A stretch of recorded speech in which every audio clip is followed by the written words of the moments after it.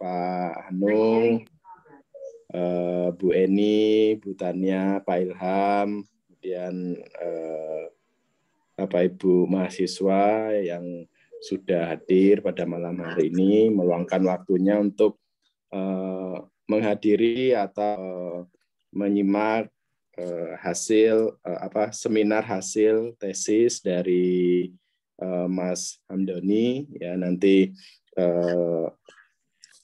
pada kesempatan malam hari ini Mas Doni akan menyampaikan hasil penelitian yang sudah dilaksanakan pada beberapa waktu lalu.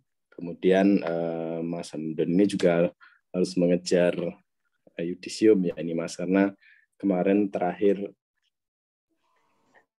dengan fakultas terkait dengan pengumpulan berkas di fakultas itu pada hari Selasa kalau nggak salah, karena tanggal 28 itu sudah tutup, sehingga hari Selasa itu sudah clear semua untuk persyaratannya. Semoga saja nanti Mas Hamdoni bisa mengejar sebelum hari Selasa.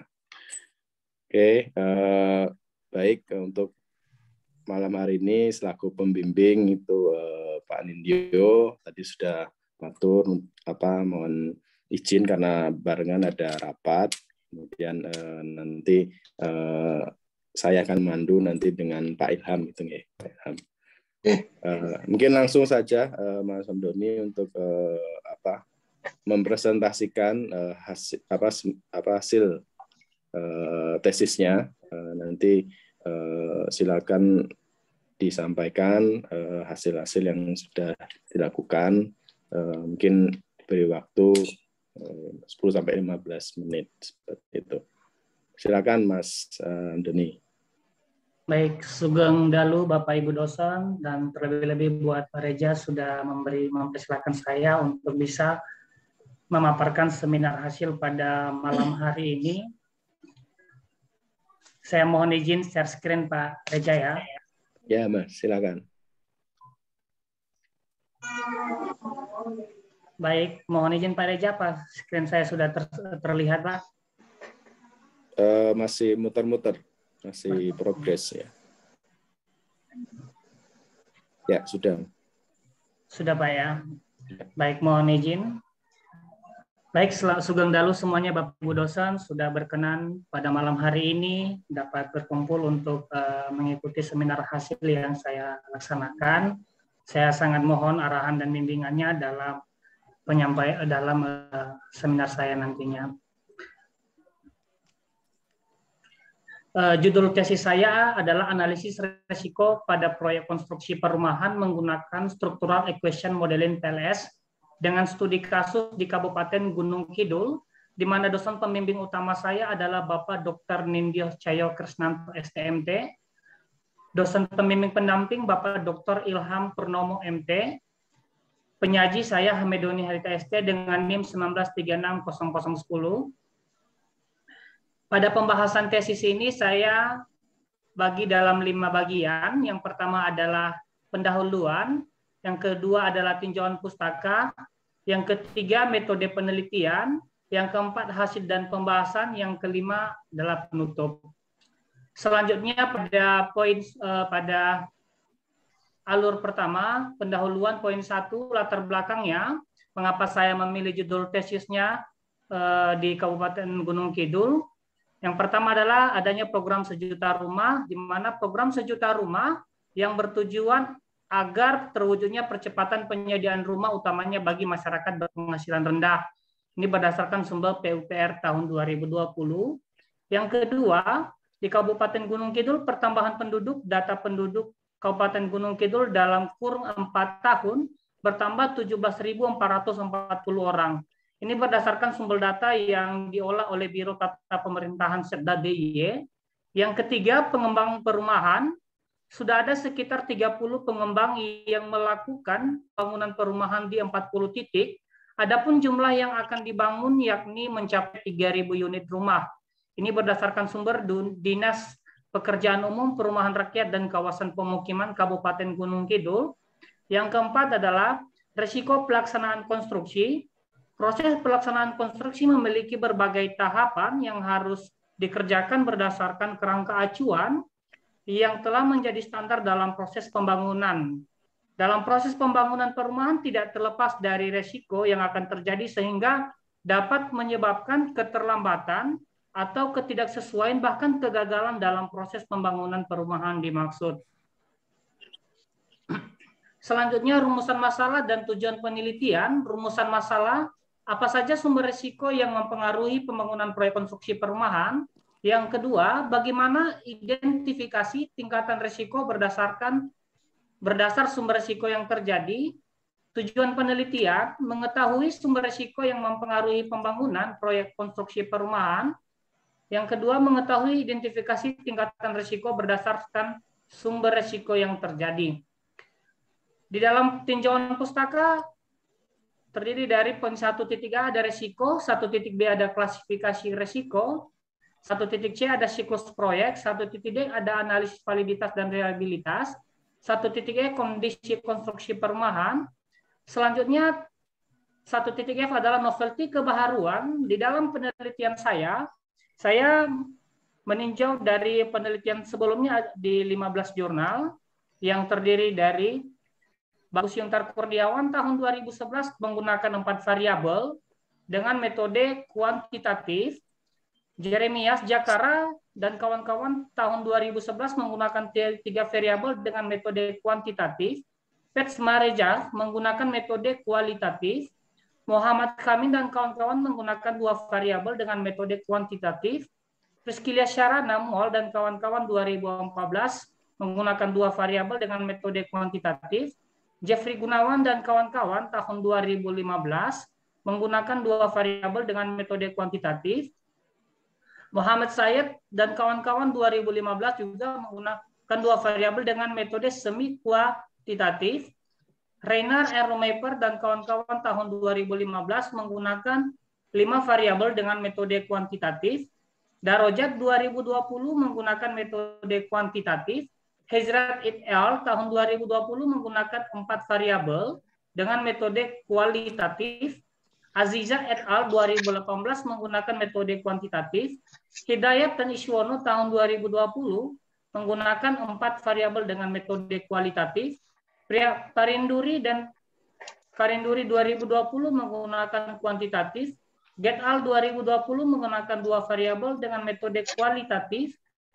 Wanto et al. 2019 menggunakan 5 variabel dengan metode kuantitatif.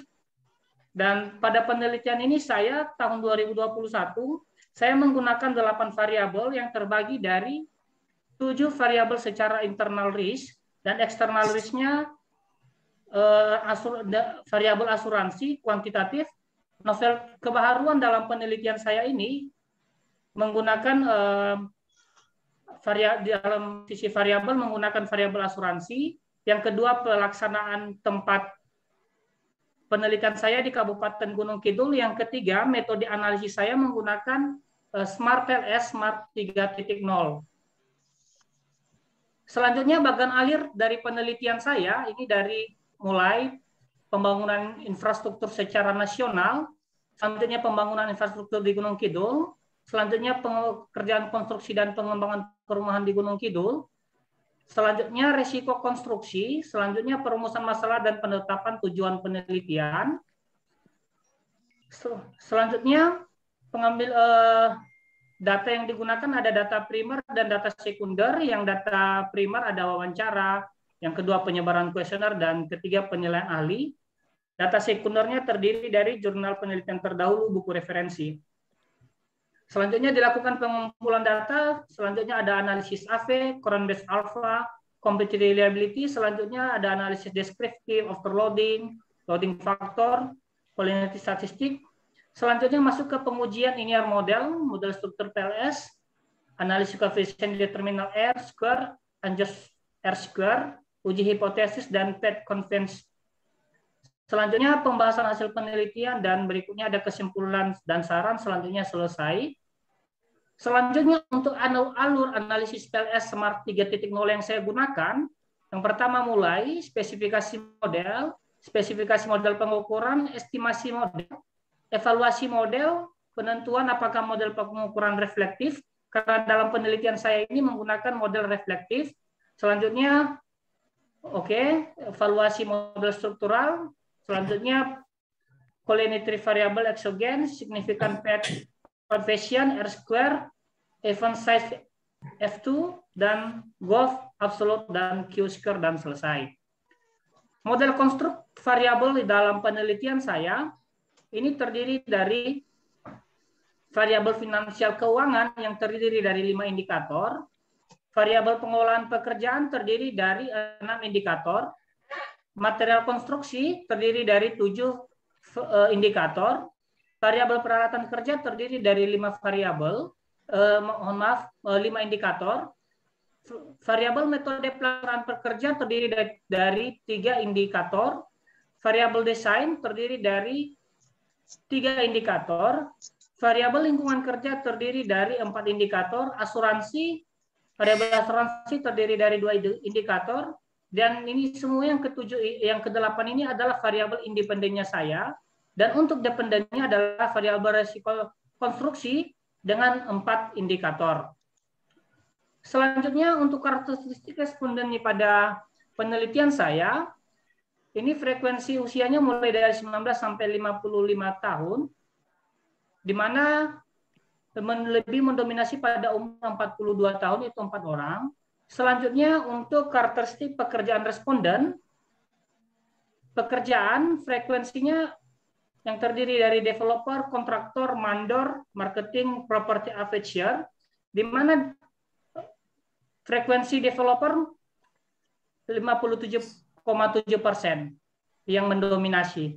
Selanjutnya untuk karakteristik pendidikan responden yang dari D3, S1, SMA, di mana dalam frekuensinya pendidikan S1 lebih mendominasi sebesar 34,6%, disusul D3 9%, dan SMA, D3, D4 34,6%, dan SMA 11,5%. Selanjutnya karakteristik pendidikan responden, dari posisinya ada yang engineer, legal, manajer keuangan, mandor, marketing, owner Pramata Regency, planner, quantity surveyor, di mana yang mendominasi adalah engineer-nya sebesar 42,3%, disusul manajer keuangan 19,2%, dan seterusnya. Uji validitas dan reliabilitas berdasarkan nilai AV dari variabel saya, di mana ambang batas dari nilai AV ini adalah lebih besar atau sama dengan 0,50, karena ini di bawah 0,50 asuransi dengan nilai 0,474 tidak valid, desain 0,81 valid, finansial ataupun keuangan 0,416 tidak valid, lingkungan kerja 0,62 valid, material konstruksinya 0,3 valid, metode pelaksanaan kerja 0,482 tidak valid, pengelolaan pekerja 0,69 valid, peralatan kerja 0,567 valid, resiko konstruksi 0,475 tidak valid. Berdasarkan analisis Coram Bendix Alpha dan Composite Reliability, asuransi tidak reliable secara Coram Bendix Alpha, begitu juga dengan Composite Reliability dan seterusnya.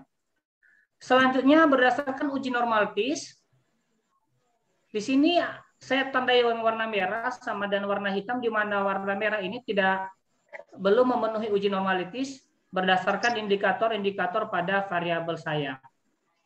Dalam variabel asuransi, satu indikatornya tidak memenuhi, begitu juga di finansial ada yang tidak memenuhi 3, yang lingkungan yang tidak memenuhi 1, di material ada 5 yang tidak memenuhi, metode memenuhi semuanya, indikatornya, pengelolaan 1 yang tidak memenuhi, peralatannya juga 1 yang tidak memenuhi, dan resiko di dependennya yang tidak memenuhi ada 2. Selanjutnya berdasarkan uji hipotesis, model struktural analisis jalurnya menggunakan SMART PLS 3.0, dalam variabel finansial keuangan ini terlebih dahulu ditinjau kepada indikator. Setelah ditinjau, maka hasil dari tinjauan tersebut akan ditinjau kembali kepada variabel dependen yang sebelumnya sudah ditinjau berdasarkan indikator dependennya. Begitu juga dengan pengelolaan pekerjaan, material konstruksi, peralatan pekerjaan, metode pelaksanaan, desain lingkungan kerja, asuransi. Selanjutnya, uji hipotesis model struktural analisis jalur. Asuransi terhadap risiko berdasarkan original sampelnya itu 0,098, T statistiknya 2,680, P values-nya 0,0497 itu signifikan. Desain ditinjau terhadap risiko minus 0,17, 0,119,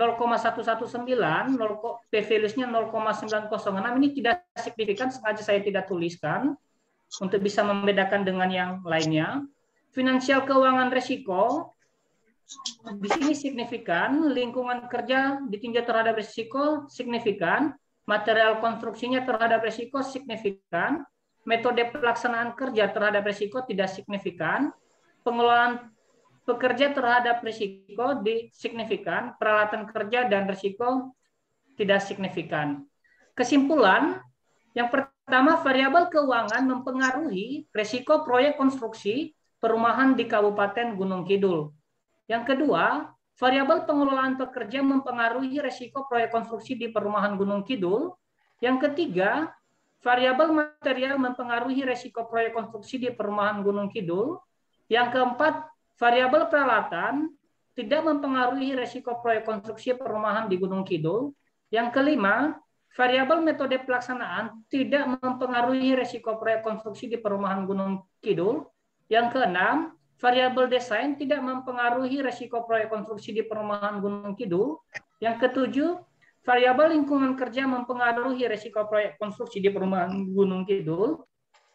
Yang kedelapan, variabel asuransi mempengaruhi risiko proyek konstruksi perumahan di Gunung Kidul. Yang berikutnya saran dari peneliti dari tesis saya. Yang pertama, peneliti selanjutnya diharapkan dapat meneliti dengan topik yang sama, yaitu terkait analis risiko pada sektor konstruksi bangunan rumah, namun dengan menggunakan variabel yang lain yang tidak diteliti dalam penelitian ini. Misalnya adalah variabel daya beli masyarakat Gunung Kidul sebagai salah satu faktor risiko yang berasal dari eksternal pelaku jasa konstruksi. Yang kedua, bagi dunia konstruksi, perusahaan kontraktor bangunan rumah atau developer khususnya yang menerapkan aspek manajemen risiko diharapkan dapat memperhatikan faktor-faktor yang mempengaruhi ketepatan mutu dan waktu sehingga faktor-faktor tersebut dapat diberikan perhatian khusus agar tercipta konstruksi bangunan rumah yang mutu dan waktunya baik dengan memperhatikan risiko-risiko yang terjadi. Selanjutnya dalam daftar pustaka saya terdiri dari seperti di slide. Itu bisa menuntaskan yang kemarin kita adakan sama. Selanjutnya terima kasih, itu paparan saya terkait tesis yang saya ajukan dalam seminar hasil ini. Selanjutnya saya kembalikan kepada Pak Reja. Monggo Pak.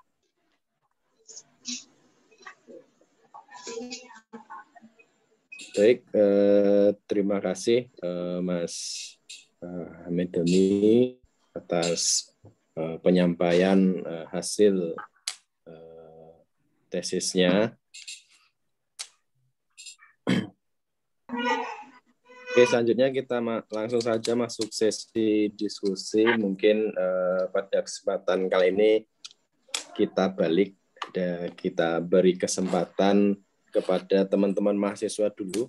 Mungkin ada yang ditanyakan atau memberi masukan kepada Mas Hamid. Silakan, di sini ada Pak Surono, Mas Ari, Pak Eko, Mas Ilham, Mas Tiabudi mungkin bisa memberikan masukan atau pertanyaan. Kami berikan kesempatan.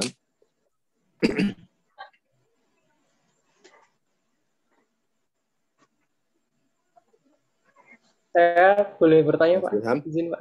Oh, boleh. Silakan, Mas Ilham. Oke, selamat malam. Assalamualaikum warahmatullahi wabarakatuh. Selamat malam yang terhormat Bapak dan Ibu dosen sekalian.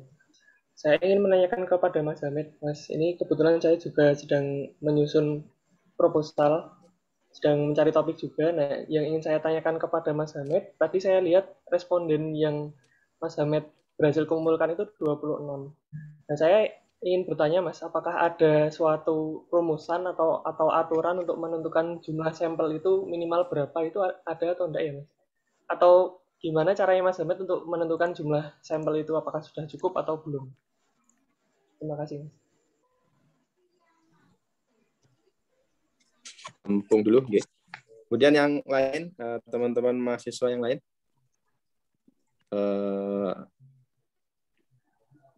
Pak Eko, malam, Pak Surono. Selamat malam. Ya, monggo Mas Ari. Ya, mau nanya Pak. Ini ke Mas Hamid. Mas Hamid. Ya, boleh. Ya, silakan Mas. Silakan. Variabel barunya yang terbaru apa ya Mas Hamid ya? Terus hasil dari variabel tersebut signifikan atau tidak? Itu aja. Kalau signifikan itu kenapa? Kalau tidak itu kenapa? Itu aja, Mas Hamid. Baik. Oke, mungkin dua dulu Mas Hamid, dari Mas Ilham tadi terkait dengan jumlah responden. Kemudian tadi dari Mas Ari ada terkait dengan kebaruan variabelnya. Dan tadi ada beberapa alasan mengapa dan kenapa seperti itu. Nanti silakan Mas Hamid, tanggapannya seperti apa.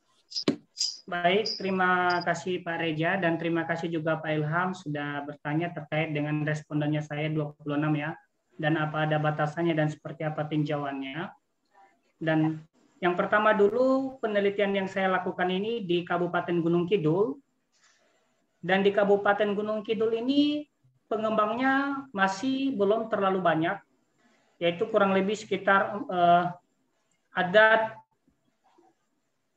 kurang lebih sekitar 30 pengembang yang sudah ada di Gunung Kidul dengan 40 titik pengembang perumahan, di mana di setiap satu pengembang itu ada yang sampai memiliki 7 lokasi. Salah satu pengembang seperti yang saya gunakan dalam hal ini adalah Bintang Pratama Regency.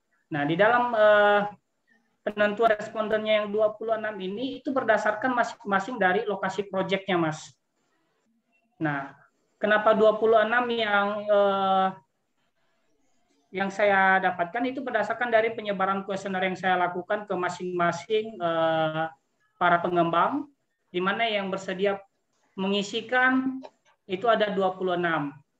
Nah, dengan 26 ini makanya ini juga akan mengacu nanti pada metode analisis yang digunakan. Seperti saya menggunakan SAMPLS Smart 3.0 itu untuk dapat menganalisa hasil dari penelitian saya yang berdasarkan penyebaran kuesioner, Mas. Yang berikutnya, variabel saya menanggapi dari pertanyaan Pak Ari yang terkait dengan variabel baru, apakah signifikan dan jika signifikan, kenapa? Baik, kalau untuk variabel baru saya, itu adalah pada penelitian ini adalah asuransi, Mas.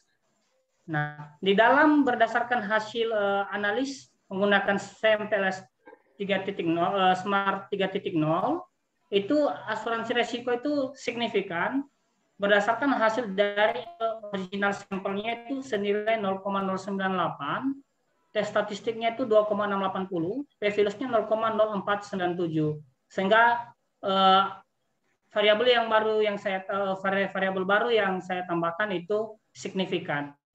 Begitu dulu tanggapan awal saya Pak Reja terkait dua pertanyaan. Oke, terima kasih Mas Hamid. Mungkin yang belum terjawab saya tangkap tadi dari pertanyaan Mas Ilham ya. Jadi tadi Mas Ilham sempat menanyakan apakah ada kriteria atau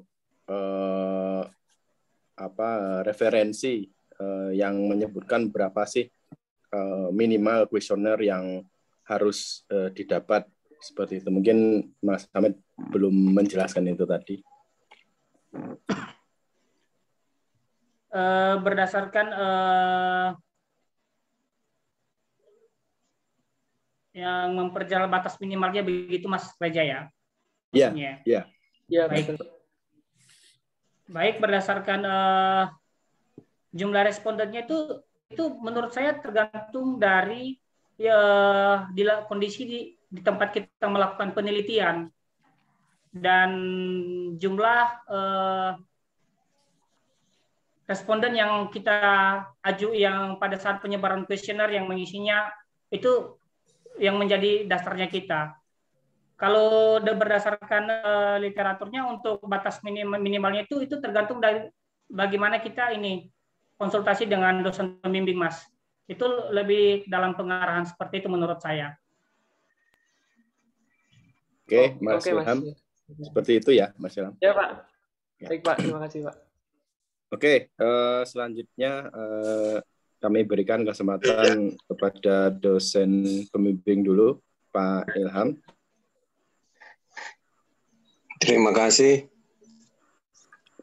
atas waktunya. Nanti saya justru ingin masukan dari Pak Anung sama Bu Eni nanti ya. Jadi karena dari awal ini saya terus terang judul, karena waktu seminar judul atau proposal kalau nggak salah, sudah ada kritik dari Pak Bing, kok di Gunung Kidul risikonya apa gitu ya. Jadi memang untuk perumahan ini kan kalau menurut saya risikonya sangat kecil karena nggak mungkin pengembang itu melakukan pekerjaan yang risikonya tinggi. Pasti pengembang itu karena dia cari untung gitu ya. Nah sehingga pengembang pasti udah betul-betul milih lokasi dan sebagainya itu sudah berdasarkan atas risiko yang terjadi. Jadi ada dua hal ya. Di sini Mas Hamed itu membahas risiko pelaksanaan konstruksi Bu Eni. Jadi pelaksanaan pembangunannya.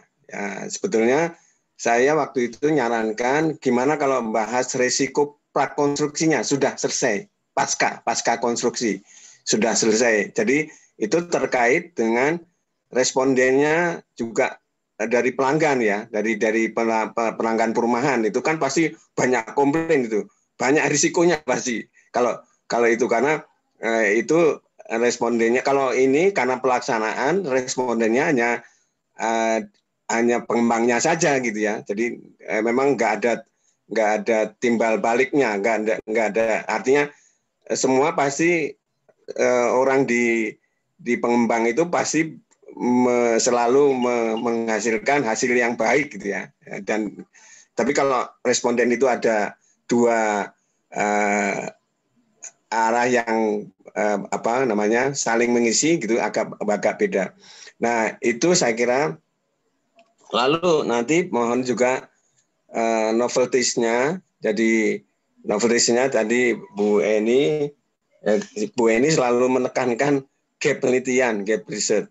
Nah, terus juga populasi dan sampelnya ya. Tadi kenapa hanya 26 gitu. Kami juga terus terang bingung karena memang adanya cuma itu 30 aja pengembangnya. Nah, berarti kalau 26 berarti masih kurang. Sebetulnya tiap-tiap pengembang itu tiap pengembang itu ada pengurusnya, direkturnya, direksinya, ada pelaksananya, ada tukangnya. Tapi kalau kuesioner itu dibagi ke tukang atau mandor, saya kira juga akan hasilnya nggak baik gitu ya. Nah itu sehingga tentunya ini mohon koreksi Bu nanti, karena untuk pendaftaran saya kira juga harus nanti Mas Hamed tolong apa masukannya Bu Eni sama Pak Anung nanti dicermati lagi gitu ya, supaya nanti pendaftarannya lancar gitu. Nah jadi saya rasa dari saya sekian, waktu dan tempat saya berikan ke Pak Reza lagi, nanti mohon masukan dari Bu Eni sama Pak Hanung ya. Terima kasih. Oke, baik. Terima kasih Pak Ilham saran dan masukannya ke Mas Hamed. Sini nanti mungkin kita berikan selanjutnya kesempatan. Mungkin ini butannya masih ada ya. Butannya mungkin ada yang ingin sampaikan atau berikan saran kepada Mas Hamed. Monggo Ibu. Kedengeran suara saya? Jelas Bu, jelas. Oke. Sampai tadi Mas Hamed ya, Mas Hamed. Mas Hamed, kalau saya mungkin karena saya belum mengikuti ya, enggak fokus mungkin ya. Jadi gini, saran saya selalu sama kepada mahasiswa bahwa penulisan ya, tata tulisnya itu nanti jangan lupa ya, Pak Mas Hamed, bahwa ikuti tata tulis dari MTS dari MTS itu misalnya penomoran bab 21 itu berarti Romawi 2.1 dan seterusnya itu diikuti. Judul tabel di atas, judul gambar di bawah dan sebagainya. Terus abstrak mungkin sudah dibuat nggih sama Mas Hamed? Ampun. Sudah Bu. Ampun nggih. Jadi abstrak itu nanti paragraf pertama itu mungkin masalah penelitian jenengan itu apa, kemudian paragraf kedua itu metodenya apa, dan paragraf ketiga itu hasilnya apa itu. Terus antara bab 1 dan kesimpulan itu harus matching ya, Mas, jadi supaya nanti jawabannya itu ada di kesimpulan ya dari pertanyaan yang di bab 1. Kemudian yang kalau penting saya selalu minta kepada mahasiswa MTS untuk membuat naskah jurnal ya, naskah jurnal yang akan nanti dipublish di jurnal kita ya, di jurnalnya RBTS ya. Mungkin nggak terlalu sulit sih, asalkan dengan ya mengikuti template-nya. Nanti template-nya bisa langsung minta ke saya, nanti saya berikan. Jadi silahkan nanti disusun sesuai template supaya bisa terbit di Oktober 2021. Mungkin dari saya itu saja nggih. Ya, selamat yang ucapkan selamat. Semoga nanti pada saat sidang tesisnya lancar. Terima kasih. Assalamualaikum warahmatullahi wabarakatuh. Waalaikumsalam warahmatullahi wabarakatuh. Terima kasih Bu Tania atas masukan dan sarannya. Mungkin nanti Mas Hamed bisa mencatat ya Mas masukan-masukan dari Bapak Ibu dosen dan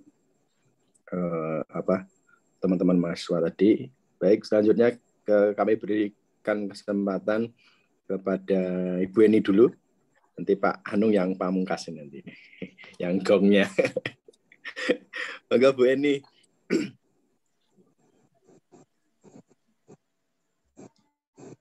Masih di mute, Bu.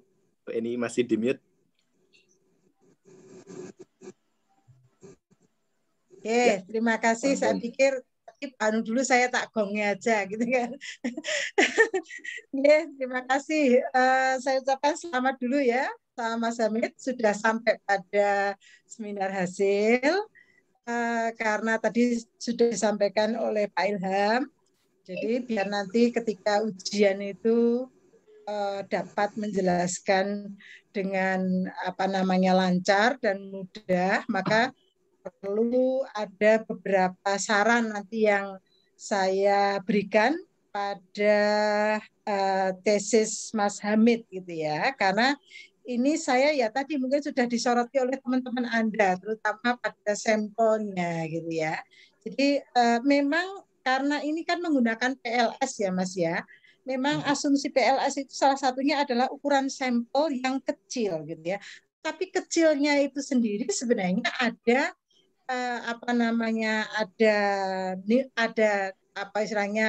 jumlahnya begitu ya. Karena kalau kita bicara tentang rule of thumb ya orang statistik sendiri, karena PLS itu kan sebenarnya tindak lanjut dari regresi gitu ya. Rule of thumb ketika mau meregresi itu kan minimal paling tidak 30 Mas. Paling kecil loh ya, 30. Nah, di sini kan tempatnya Mas Hamid kan cuma 26 ya tadi ya. 26. Ya, makanya ya nanti coba dilihat lagi. Saya akan menyoroti dari awal dulu ya. Tadi juga sudah disampaikan Pak Ilham awal tadi bahwa ketika seminar sempat disoroti sama Pak Bing ya. Karena judulnya kan analisis risiko pada proyek pengelolaan konstruksi. Ya. Ya. Betul, Bu Rumah. Betul. Konsumsi perumahan. Ya, oke. Jadi kan di latar belakang itu kan tadi sudah disampaikan, mungkin dari kenapa muncul adanya proyek perumahan itu, oke lah, itu kan sesuatu yang umum gitu ya. Jadi yang melatar belakang fenomena, kemudian kenapa kok Mas Hamid itu mengambil topik tentang analisis risiko, gitu kan?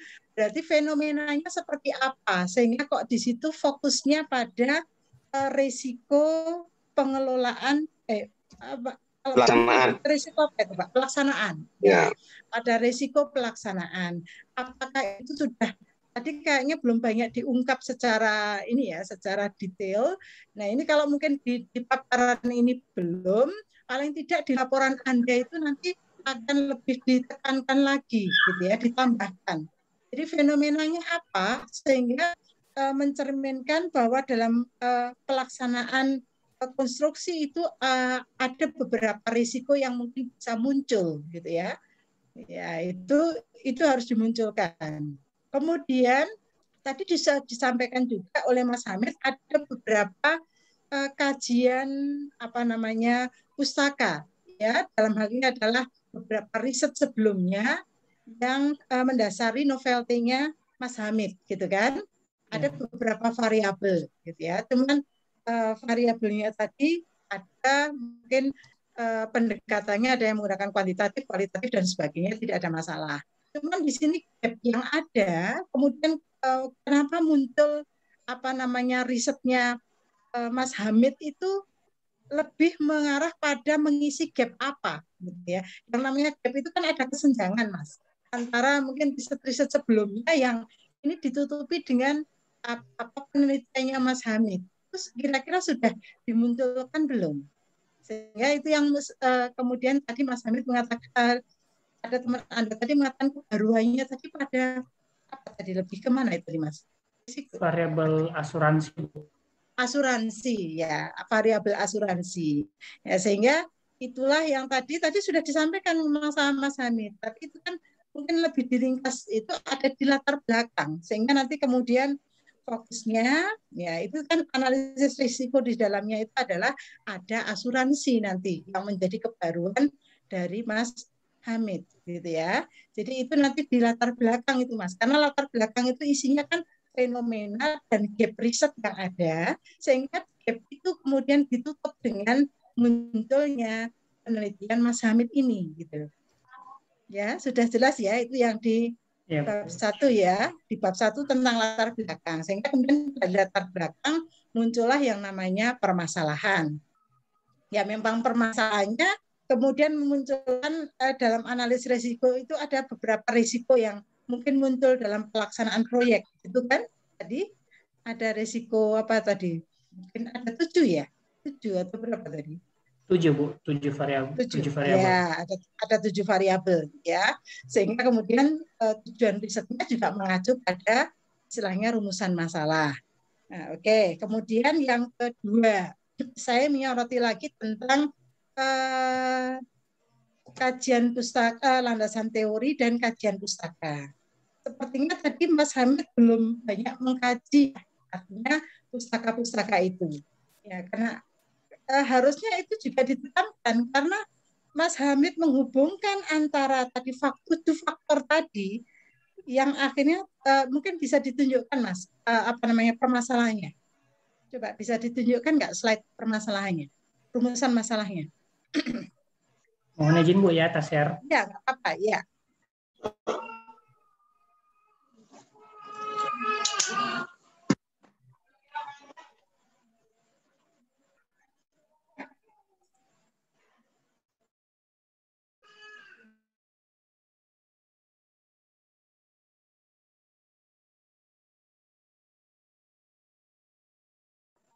Apa saja sumber risiko yang mempengaruhi pembangunan proyek konstruksi perumahan?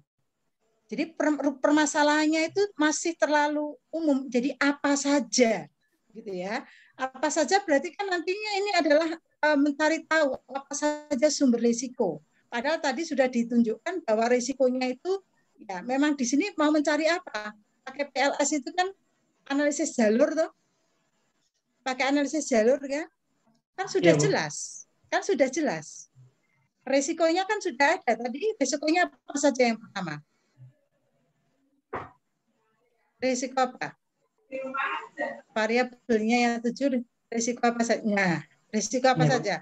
Risiko keuangan, pengelolaan pekerjaan, material konstruksi, peralatan kerja, metode pelaksanaan kerja, desain, lingkungan kerja, dan asuransi. Nah, ini apakah sudah banyak dibahas di tinjauan pustakanya? Kalau untuk tinjauan pustaka yang di penelitian sebelumnya, Bu, itu beberapa hanya sebagian yang diteliti, Bu. Misalkan waktu L ini paling dia maksimal sampai 5 variabel yang digunakannya. Pada penelitian saya digabung dengan tinjauan-tinjauan pustaka yang lain, itu saya tambahkan, Bu. Dan yang belum diteliti di tinjauan pustaka sebelumnya itu adalah variabel asuransi, Bu. Ya.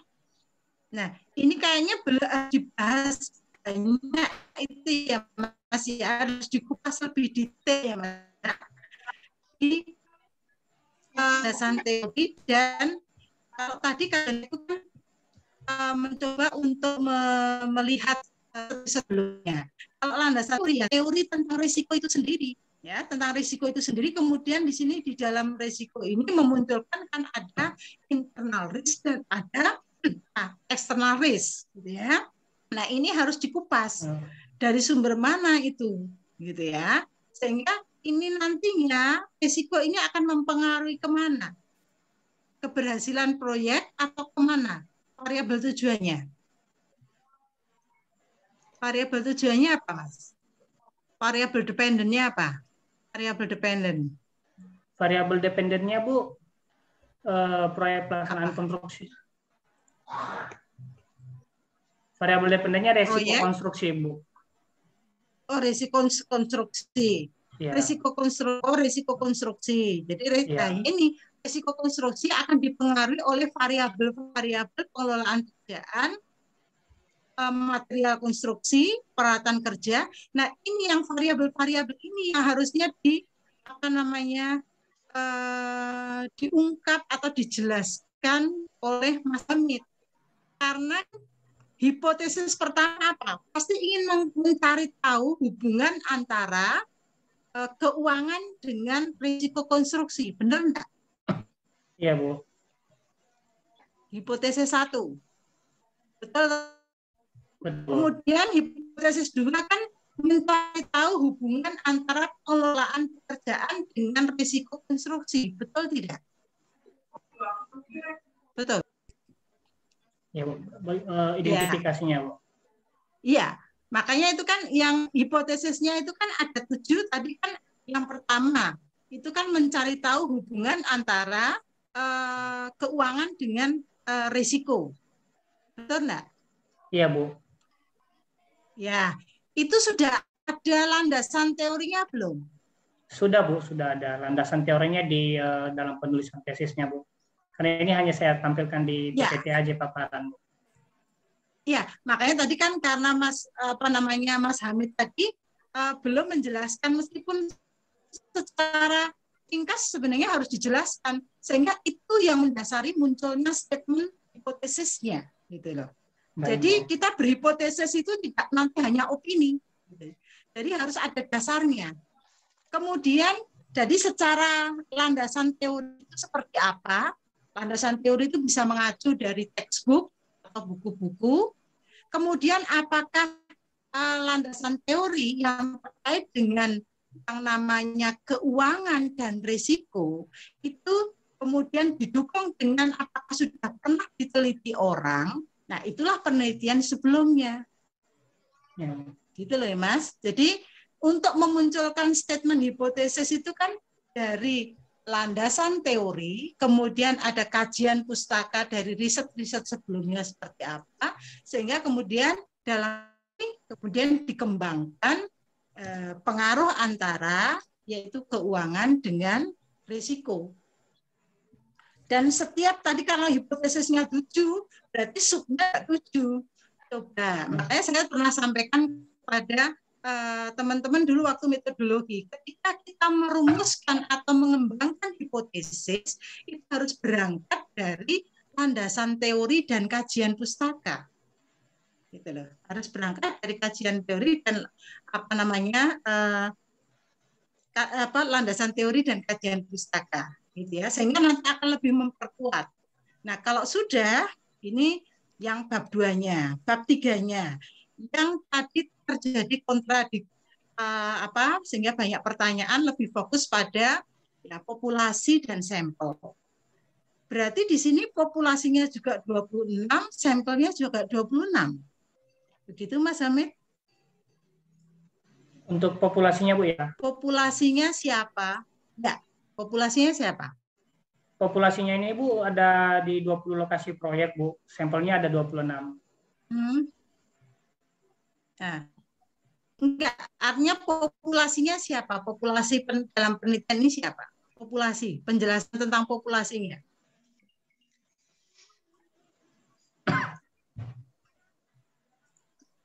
Populasinya ini apa?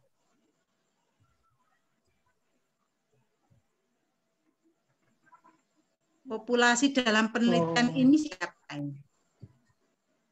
Misalnya kalau dalam satu bisa juga manajer konstruksi atau siapa pada proyek konstruksi yang ada di misalnya mana. Sehingga nanti ini terkait dengan sampel mau diambil. Kalau jumlahnya banyak berarti kan saya akan ngambil berapa dengan teknik apa gitu ya.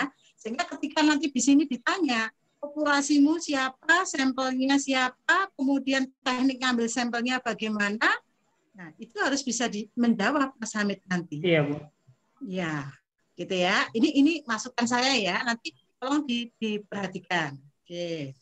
Kemudian tentang variabel. Tadi variabelnya 7, gitu kan. Nah, 7 tadi sudah ditunjukkan bahwa variabel ini indikatornya ada sekian, variabel ini ada sekian. Dengan PLS tadi ya Mas ya. Iya, Bu. Ya kan Mas Hamid tadi sudah menjelaskan gitu kan di hasil. Iya, Bu. Di hasil kan. Indikatornya ada sekian. Iya, Bu. Gambarkan PLS-nya ditunjukkan tadi. PLS-nya ditunjukkan.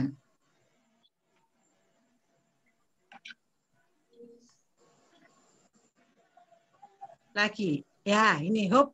Nah, ya. Di sini kan ada variabel finansial, itu indikatornya ada X11, X12, X13, X14. Iya, Pak. Nah, X11 itu apa? X12 itu apa? Dan indikator ini Mas Hamid bikin sendiri atau mengacu dari mengadopsi dari studi sebelumnya. Itu harus diungkapkan, Mas. Baik, Bu. Jelas nggak, Mas?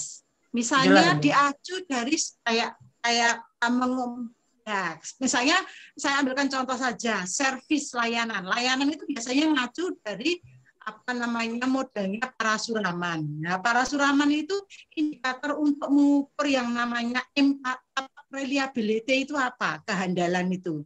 Ya, kehandalan itu mungkin ketika orang ditanya misalnya langsung bisa menjawab gitu ya. Jadi ini adalah respon tepat. Itu kan indikatornya. Kemudian apa? Dan itu ada dasarnya mengambil dari studinya si X gitu.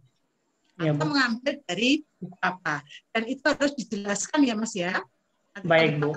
Ya, sehingga nanti akan jelas ketika Mas Hamid itu tidak menggunakan opini sendiri gitu. Karena membuat sendiri itu agak sulit ya. Oke. Kemudian maka itu untuk yang di metodologi nanti bisa diperjelas lagi definisi operasional masing-masing variabel dan indikatornya. Dan diperkuat juga tadi kenapa dengan sampel itu. Tadi mengatakan 26 itu dasarnya dari sumber mana. Itu harus jelas. Meskipun gitu ya, asumsi di dalam penggunaan PLS gitu ya, data itu biasanya non-normal data. Artinya data yang dipakai memang tidak normal. Datanya normal enggak? Kemudian yang kedua, ukuran sampel kecil. Tapi kecilnya itu ada angkanya berkisar 30 sampai 100. Karena memang kalau kita bicara kenapa kok 30? Karena biasanya dari kumpulan para statistika itu mengatakan bahwa rule of thumb sampel besar itu adalah 30. Ya. Maka kok itu di bawah 20, di bawah 30 gitu ya. Makanya itu banyak teman-teman Anda tadi bertanya itu. Kemudian ukuran formatif fokus pada penaksiran atau prediksi. Oke. Kemudian saya menyoroti lagi pada bab 4-nya. Bab 4 itu tidak hanya sekedar tadi menjelaskan hasil ini saja, Mas. Tapi bab 4 itu juga harus ada diskusinya. Bahwa ini tadi antara keuangan dan risiko konstruksi, ini kan ada maknanya. Minus 0,113 itu artinya apa? Pengaruhnya positif atau negatif? Negatif. Negatif. Kalau negatif berarti artinya apa? Semakin tinggi finansialnya, berarti kan semakin rendah risiko konstruksinya. Dan sebaliknya, keuangannya semakin sedikit, risiko konstruksi akan semakin meningkat. Itu yang disebut dengan korelasi negatif atau pengaruh negatif. Nah, ini juga yang kedua, ini positif. Jadi tidak hanya melihat nilai signifikansinya, tetapi di sini nilai koefisien yang ada ini juga harus bisa dibaca. Ada maknanya ini, Mas. Ya. Nah, kalau sudah tidak hanya sekedar membaca hasil statistiknya, tetapi juga didukung tadi kan ada diskusi dan pembahasan. Apakah riset-riset sebelumnya tadi disampaikan Mas Hamid bahwa tadi ada riset yang membahas tentang keuangan dengan risiko. Hasilnya seperti apa? Apakah tadi hasil penelitian ini itu mendukung riset sebelumnya atau ada bertolak belakang atau bagaimana? Bisa saja bertolak belakang karena objek yang diteliti berbeda. Maka itu yang disebut dengan pembahasan. Begitu Mas Hamid? Iya, Bu. Ya, oke. Kemudian kesimpulannya itu tadi ya, yang namanya kesimpulan itu menjelaskan tentang permasalahan. Nah, itu sudah menjawab permasalahan belum kesimpulannya, gitu ya. Kalau sudah, yang tidak signifikan itulah yang nanti menjadi masukan saran. Harusnya seperti apa? Ya, mungkin sementara itu dulu. Pak Ilham, itu mungkin Pak yang bisa saya berikan. Mungkin Pak Hanung nanti bisa nyoroti lagi Pak. Ya, matur nuwun. Makasih Bu. Sama-sama. Ya, sama-sama. Makasih Bu Eni. Sami-sami. Banyak masukan dari Bu Eni, nanti bisa ditindaklanjuti, nanti dikonsultasikan lagi dengan dosen pembimbing. Terima kasih Bu Eni, sangat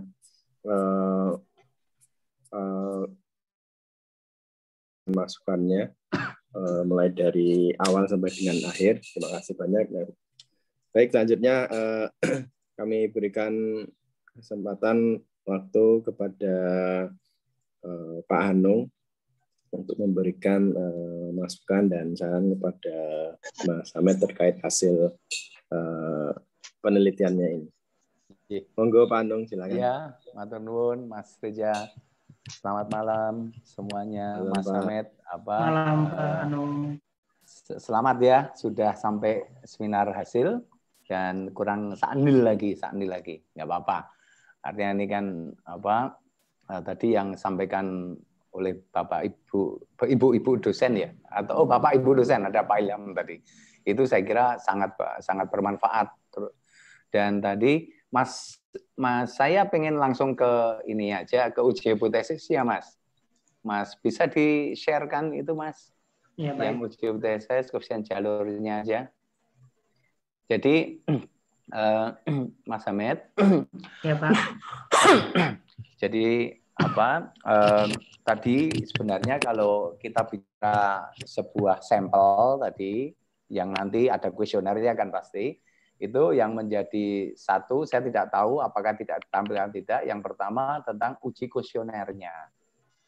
Nah, karena apa? Karena uji kuesionernya itu nanti Bu ini tadi sedikit sudah menyinggung situ, banyak menyinggung situ bahwa sebenarnya kalau kita bicara statistik itu sebelum kita lemparkan sesuatu kepada responden itu harus ada ujinya. Nah, saya kira ini yang perlu digarisbawahi. Siapapun teman-teman juga nanti mengambil SEM sebagai untuk bahan atau uji analisisnya itu harus ada uji kuesionernya, bisa menggunakan SPSS, bisa macam-macam. Nah, dari situ kemudian akan kita bisa lihat sebenarnya kuesioner kita ini sebenarnya reflektif enggak, gitu kan. Sebenarnya bisa mencerminkan enggak dari hasil yang akan kita tuju. Nah, Mas Hamed kan akan mengambil, akan menganalisis dengan SEM ini, itu analisa risiko. Mana dari variabel-variabel ini yang biru-biru ini yang sebenarnya akan yang sebenarnya mempunyai pengaruh terhadap risiko pekerjaan. Kan itu Mas Hamed. Ya, Pak. Jadi yang sebelah kiri kuning-kuning ini dan sebelah kanannya itu kan ini kan disebut dengan indikator. Betul tadi. Kemudian indikator ini sebelah kanannya variabel, betul.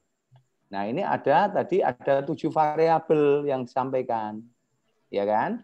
Nah, sekarang kita hitung. Ini ada 1, 2, 3, 4, 5, 6, 7, 8, 9.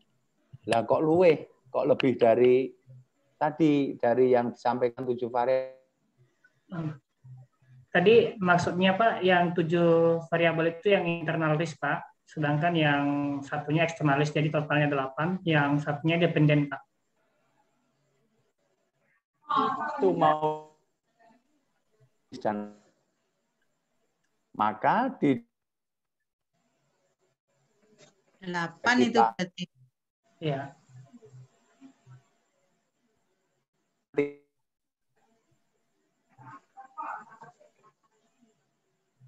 Agak putus Pak Manung, agak putus-putus. Agak putus-putus. Oh, J. Moga. Sudah jelas. Okay. Wah, ini maaf nih Pak, mungkin PPKM nih. Ikut-ikutan putus. Nah, jadi tadi kalau kita pengen mencari itu, Mas, maka sebenarnya di dalam gap analisis yang disampaikan tadi itu bisa disampaikan semua. Nah, apakah sudah disampaikan semua? Nah, itu yang patut di Mas Hamid renungkan. Kemudian kalau ini semua menjadi variabel, Mas, yang 9 ini, nah sekarang Mas Hamid akan kesulitan sebenarnya bagaimana sebenarnya variabel ini, dari variabel ini mana yang berpengaruh terhadap analisa risiko pekerjaan. Ini kalau boleh saya sampaikan, tapi ini tidak mungkin diulang Pak Ilham, ini harus ujian ini. Ini kurang satu yang disebut dengan satu konstruk namanya. Satu konstruk itu adalah yang disebut dengan faktor risiko terhadap pekerjaan. Jadi sebenarnya analisis jalurnya semua dari variabel itu menuju ke yang tadi satu biru lagi atau warna merah terserah. Masing-masing variabel menuju ke situ dan kemudian dari situ nanti akan kita lihat dari angka-angka yang disebut dengan koefisien dalam jalur-jalur ini disebut dengan PET koefisien atau koefisien jalurnya, mana yang paling tinggi harganya atau nilainya. Yang paling tinggi itulah yang disebut dengan yang paling berpengaruh terhadap risiko pekerjaan. Jadi kalau tadi Mas Hamed itu menyampaikan bahwa asuransi itu yang paling berpengaruh, mestinya di dalam koefisien jalur ini, analisa jalur ini, di PET koefisien di ini analisa asuransi itu yang paling tinggi. Kalau yang paling rendah, kesimpulannya keliru. Nah, kalau itu keliru, umpamanya berarti ada sesuatu yang keliru ketika diinputkan. Balik lagi kan, apakah itu jumlah sampelnya yang kurang? Kalau menurut Haryono itu mengatakan seperti sama dengan Bu Eni, itu 30 minimal, maksimal 100. Karena kalau lebih dari 100 sampel, maka dia harus menggunakan SEM tapi yang AMOS, tipe yang AMOS. Kalau PLS itu di bawah 100. Tapi bukan tidak boleh mengatakan, berarti saya boleh pakai 10 sampel. Atau nggak boleh, kan gitu. Jadi makanya sebenarnya sampel sangat mempengaruhi. Gitu. Sampel sangat mempengaruhi.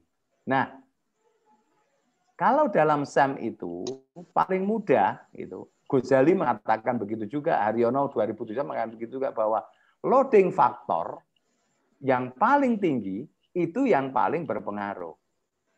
Kemudian kalau loading faktornya itu kurang dari 0,4 itu diabaikan. Diabaikan dalam arti bahwa variabel yang membentuk nilai 0,4 itu tidak usah dibahas. Nah, sekarang tergantung Mas Hamed. Apakah Mas Hamed hanya membahas satu yang paling berpengaruh dari PET koefisien paling besar tadi, atau mau membahas PET koefisien yang lebih kecil lagi. Artinya kalau membahas lebih kecil, koefisien yang lebih kecil nilainya, berarti harus bisa mendukung pernyataannya dalam pembahasannya bahwa faktor ini ikut kami bahas, saya bahas alasannya ya, karena faktor ini sangat berpengaruh terhadap asuransi. Katakanlah kalau asuransi tadi PET koefisien yang paling besar. Jadi seperti itu Mas Hamid. Teman-teman yang mau mengambil SEM, tolong hati-hati ketika membuat koefisien analisis model struktural analisis jalur seperti ini. Jadi ini kurang ada satu tahapan, tapi kalau diulangi mengulang semua, jadi jangan diulangi. Jadi kalau saya, Mas Hamid, solusinya adalah lihat PET koefisiennya ini mana yang paling besar itu. Kemudian bahwa analisa risiko itu tidak disebutkan bahwa asuransi yang mempengaruhi karena tidak muncul apa? Karena tidak menuju ke satu titik.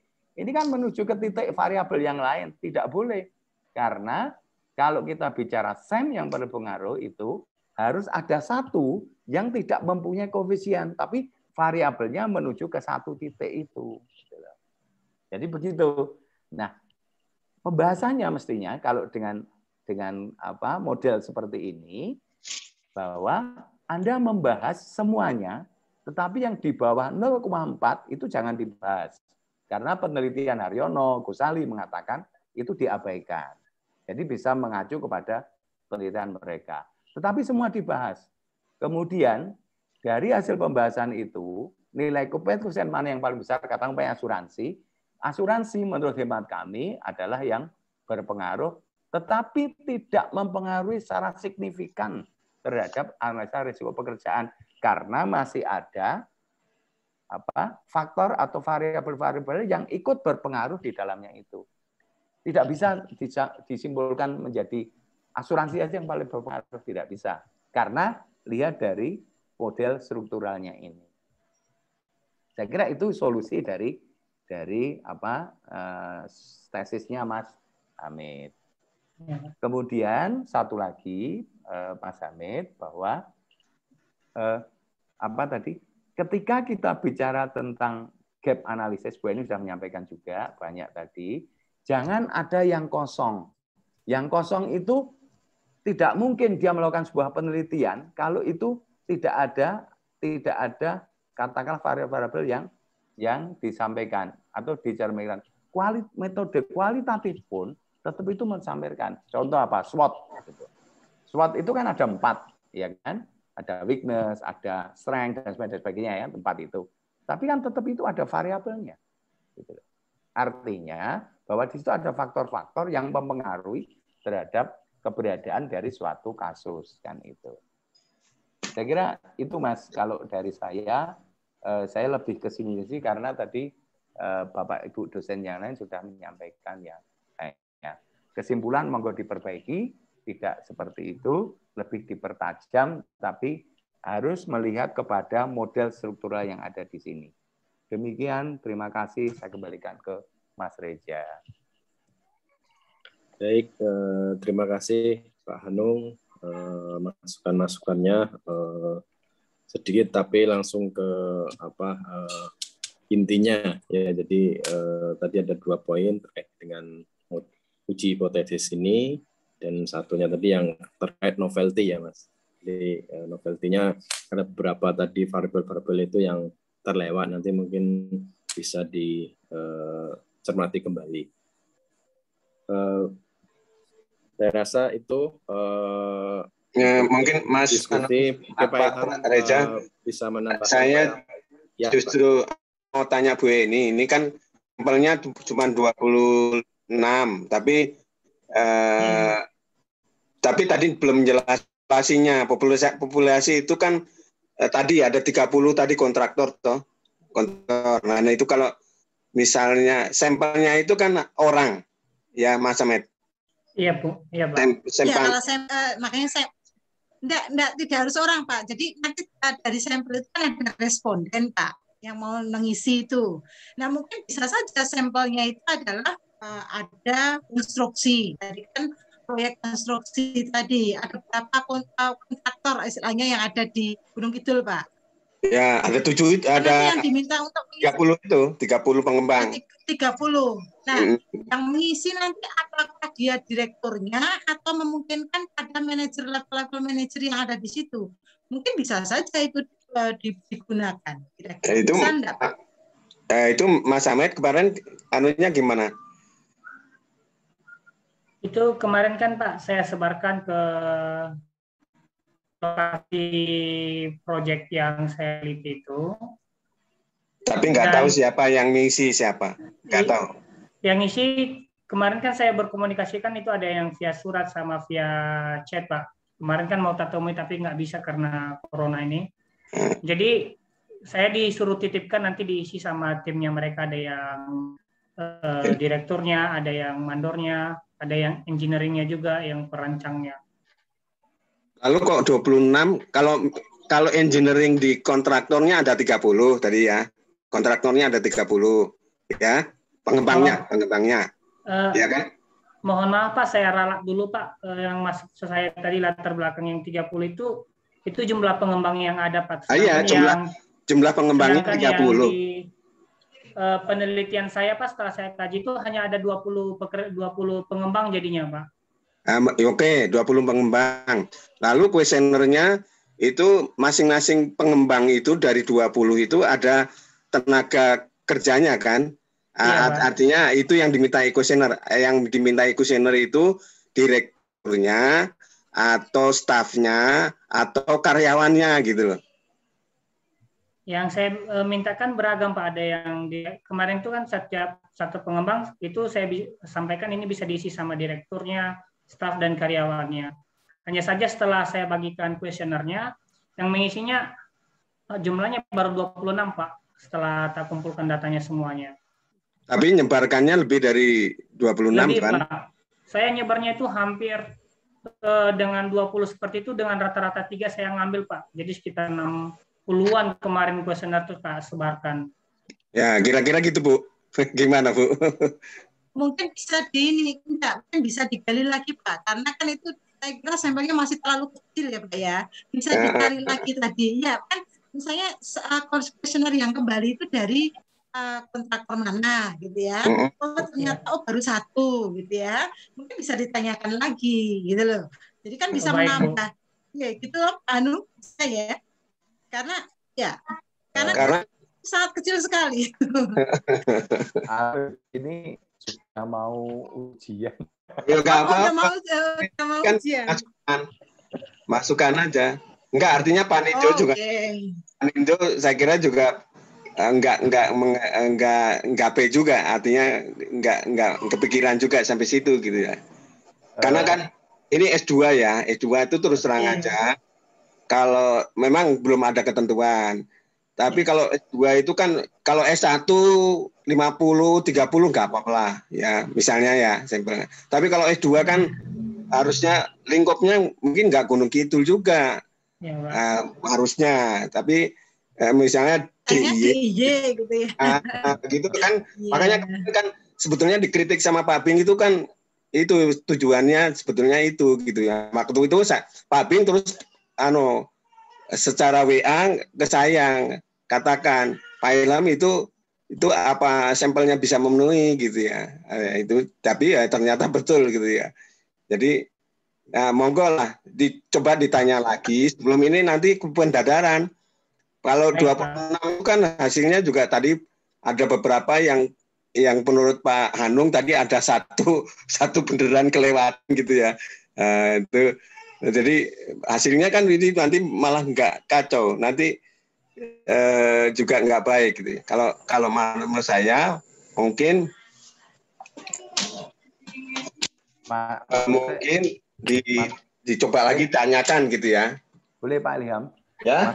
Maksudnya begini, kalau idealnya itu memang ada satu bundaran lagi, karena satu bundaran lagi itu dipakai untuk merumuskan atau menginput dari variabel-variabel yang dibentuk dari indikator-indikator itu. Itu mestinya. Ya. Tetapi kemudian kalau memang mau dipakai, model susulan mau dipakai, itu juga tidak apa-apa. Hanya harus melihat bahwa tadi loading faktornya mana yang paling besar. Dilihat dari mana? Dari PET koefisiennya. Yang angka-angka yang di jalur-jalur ini. Nah, Mas, saya kalau boleh bertanya, Mas Hamid ini ngerjakan sendiri atau dikerjakan sama teman? Yang untuk Smart PLS-nya, Pak ya? Ya, ini agak menurut saya agak keliru dikit, tapi nggak apa-apa. Ya. Jadi begini Mas Hamid, ini silahkan dibahas dari ini model struktural ini, tetapi pembahasannya tadi saya sampaikan tidak boleh mengatakan bahwa artinya ada satu yang paling berpengaruh, karena ini tidak bisa dikatakan begitu gitu loh. Jadi SEM itu sebenarnya kan model multivariat gitu loh. Bu Eni pasti perso banget multivariat itu apa. Nah, karena multivariat itu, maka dalam analisisnya, dari membentuk struktural ini harusnya lebih, karena kalau sudah terlanjur salah, ke belakangnya menjadi salah gitu loh. Seperti yang kemarin itu Pak Ilham yang teman itu kan bingung dia, makanya ketika menyimpulkan, makanya mereka hanya melihat bahwa loading gerobak alfanya sekian, terus kemudian koefisiennya probabilitasnya sekian. Nah, itu kan karena ada kesalahan di dalam membentuk modelnya. Jadi pembelajaran bagi teman-teman yang lain, kalau mau menggunakan SEM, tolong ini di model ini harus dicermati dulu. Kalau perlu ini dihasilkan khusus dengan dosen sebelum melangkah ke berikutnya. Itu. Saya kira itu Pak Ilham. Ini pasti bisa dipakai. Maksudnya teorinya nggih Pak Hanung ya? Iya, nggih. Ini masih bisa dipakai, Mas. Masih bisa dipakai. Hanya di analisisnya. Analisisnya nanti ya. Nggih. Ya, tinggal itu tadi Mas, kalau bisa dikejar kuesionernya, karena tadi persyaratan 26 itu kan terlalu kecil gitu ya, minimal 30 lah. Kan cuma cari 4 orang lagi, ya, 4 orang lagi. Baik Pak, baik. Saya coba usahakan dulu hubungi kembali. Ya. Jadi supaya ketentuannya kan memang minimal 30 itu ya. Jadi kita penuhi lah. Nanti kan kalau sampai apalagi kalau sampai ke jurnal, nanti kalau sampai jurnal dibaca orang lain, itu kok sampelnya cuma 26 gitu ya. Nanti kan dosen pembimbingnya yang jelek juga. Saya kira itu saja Mas Reza, monggo. Oke, baik Pak Ilham, terima kasih. Bapak Ibu sekalian, banyak catatan dan masukan dari Bapak Ibu dosen ya, Mas Hamid, nanti segera di follow up terkait nanti seperti apa. Saya rasa untuk sesi diskusi kita cukupkan dulu.